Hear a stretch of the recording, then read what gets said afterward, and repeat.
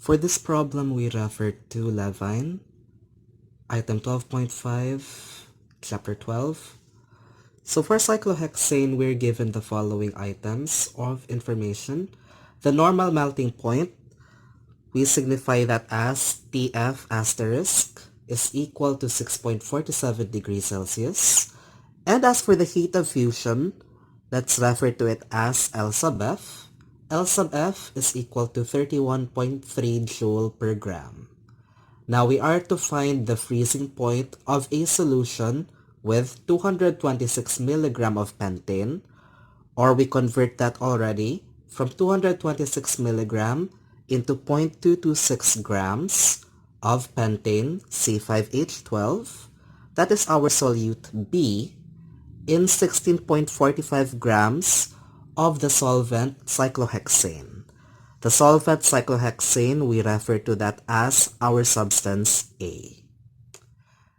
So for this one, we also need to state any assumptions or approximations that were made.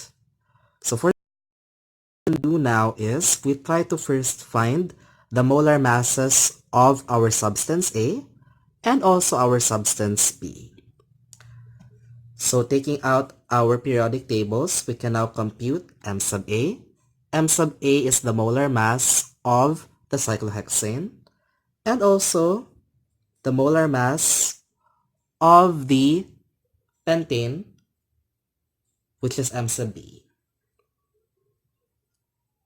So let's whip out our periodic tables for this one and let's compute.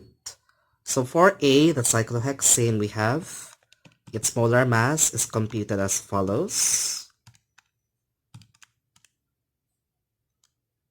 So M sub A, that's 84.162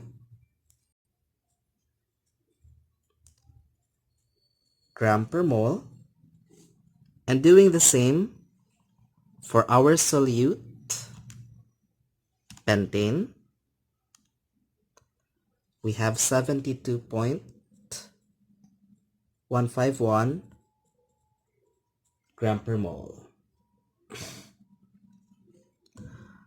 Now, having already computed that one, we can also try to compute right now or convert our normal melting point rather, TF asterisk into Kelvin.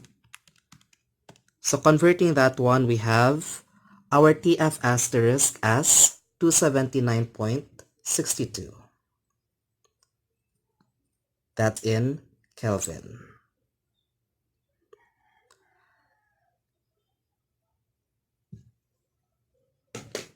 So we now have the following information. We can now get our L sub F value, and from the L sub F value of our cyclohexane and the molar mass of cyclohexane, we can compute here the value of our delta fuse H MA. So delta fuse HMA, that is our molar enthalpy of fusion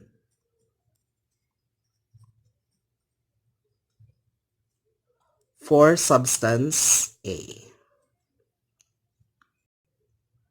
So for that, we take the L sub F value, that's 31.3 joule per gram, and we then multiply it by the molar mass. So for A, our molar mass is 84.162 gram per mole. By multiplying the two, we'll get the value of the molar enthalpy of fusion for our cyclohexane. And so computing that, we get 31.3 times 84.162, or that's equal now to 2,634.2706 joule per mole.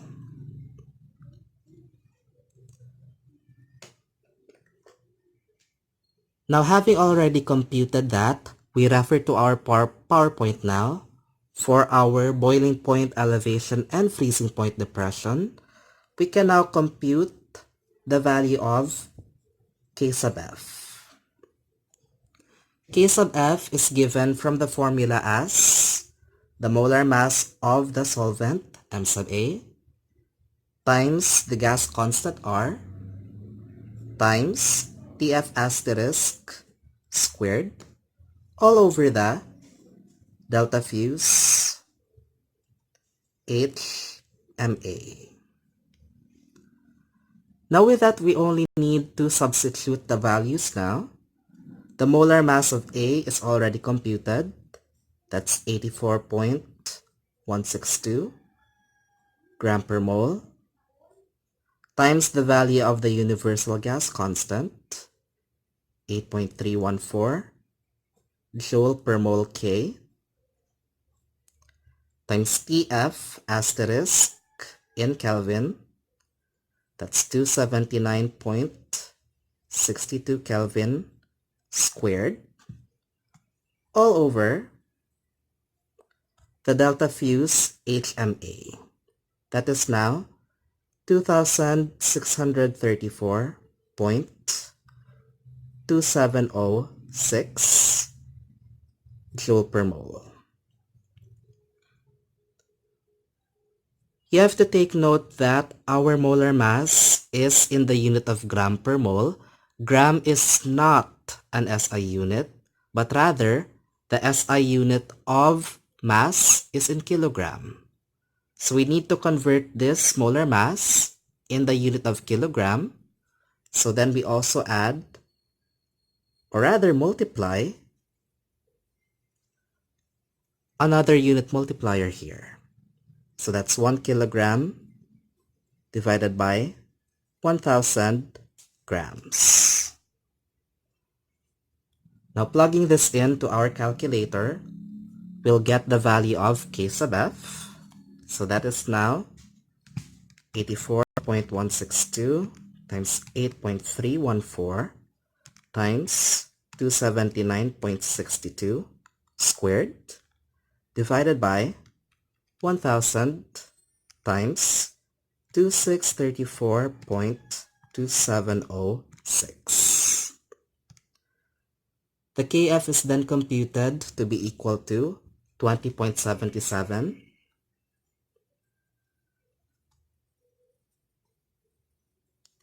And as for the unit, we can just simply try to check the units here in this particular expression and see what is left after everything else is cancelled out.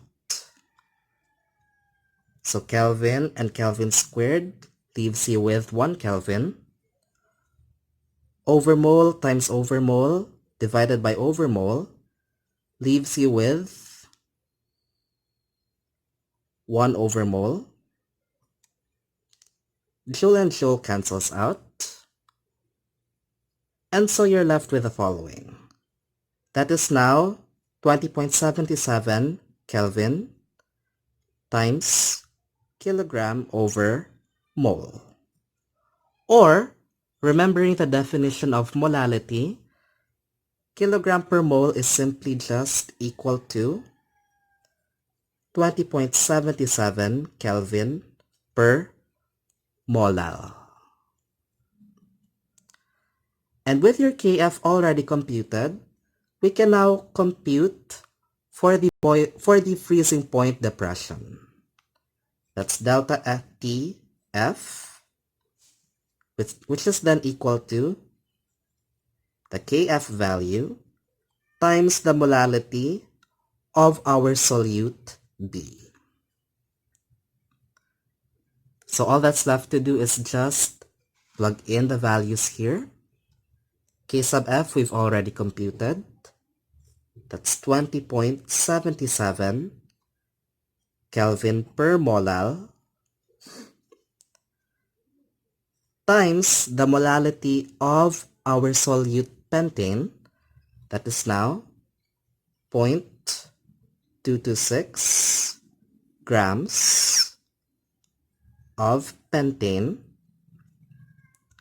which we now divide by its molar mass so that we can find the number of moles of our solute pentane. That is now divided by 72.151 grams of pentane,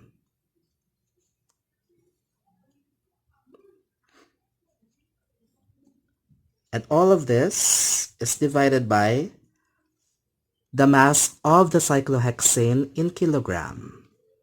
So that is now 16.45 divided by 1000, or that is now 0.01645 kilograms.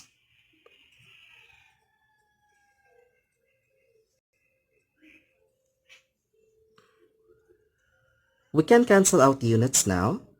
Gram here cancels out the gram over here. And so we're left with mole divided by kilogram. Mole divided by kilogram again, that is the unit of molality. And so computing this, we get the delta TF, that's 20.77 times 0.226. All this divided by 72.151 times 0.01645. From this, we now get our delta TF, that's equal to 3.95 Kelvin.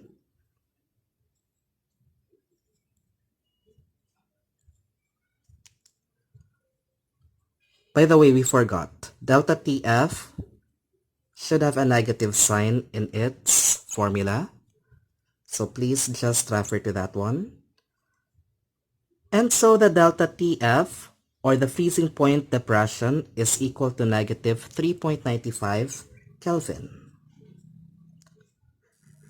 Finally, to get our new freezing point, we just recall that delta TF is just simply equal to your new freezing point minus our normal freezing point, TF asterisk. So solving this, our new freezing point is simply equal to, transposing the TF now to the other side, that's 279.62 Kelvin minus 3.95 Kelvin. Or, computing that, we get now our answer, which is 275.67.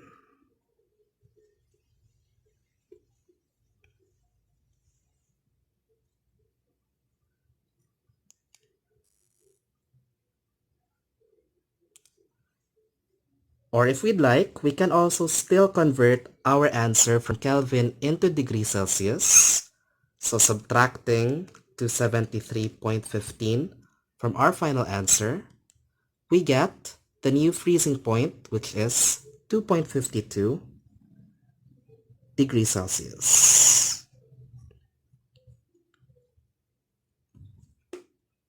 And so that's how you compute freezing point depression.